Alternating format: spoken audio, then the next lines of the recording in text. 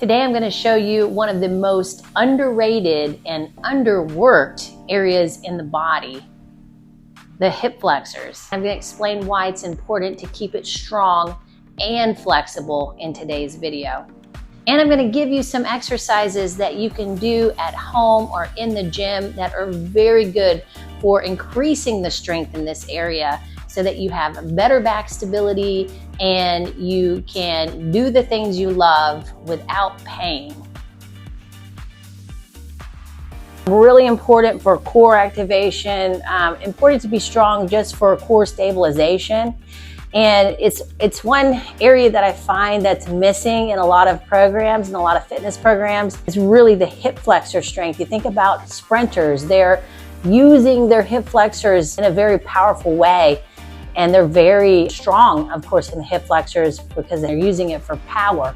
So if you can actually just start to implement more strengthening of the hip flexors in your own routine, you're going to find that your back is more stable. Your core is going to start to get stronger as well. It's just really going to help kind of pull everything together. It's been one of the things for me that has really got me out of back pain. It made a huge difference in my core strength as well.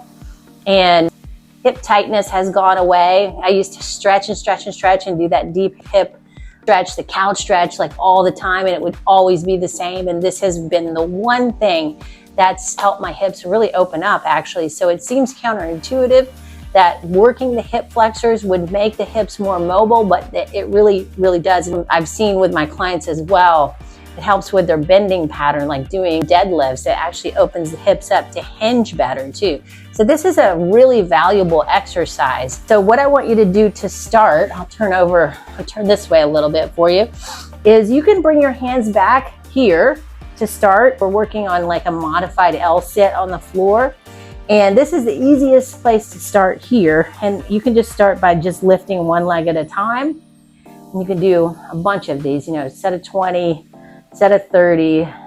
And then as you get stronger, you can bring your hands in a little closer, and then a little closer, and then a little closer, okay?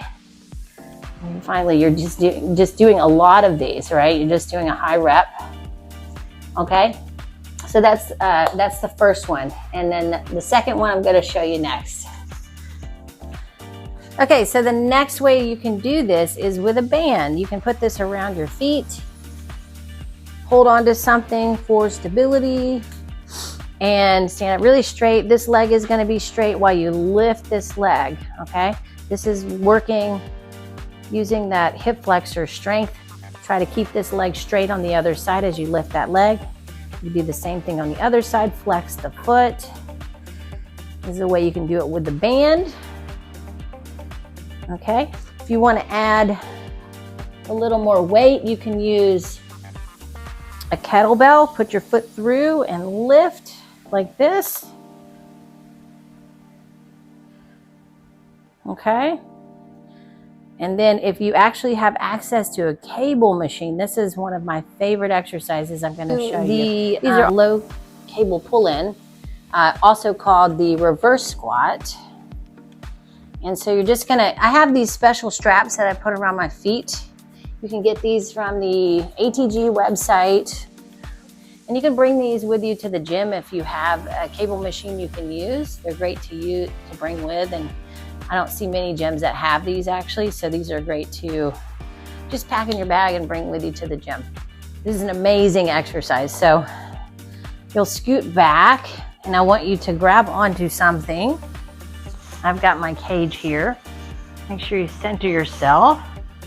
And you're gonna pull those knees in, bring those knees past, or legs past parallel there, or vertical. And try to keep your back on the floor if you can. I'm just gonna work those hip flexors. This is an amazing move because we're really reversing the squat here. So we're kind of reverse engineering the squat. And this has been amazing for building that hip flexor strength. If that's too much for your back, then go back to the other hip flexor exercises that we did on the floor or the one with the band, or you could try the cable And I would start very low with that weight on there, 10, 20 pounds, and do anywhere from 10 to 20 reps and see if you can do a couple of sets of that, all right? This should give you a lot to work on this month. Let me know if you have any questions, all right? Talk to you all real soon. Mwah.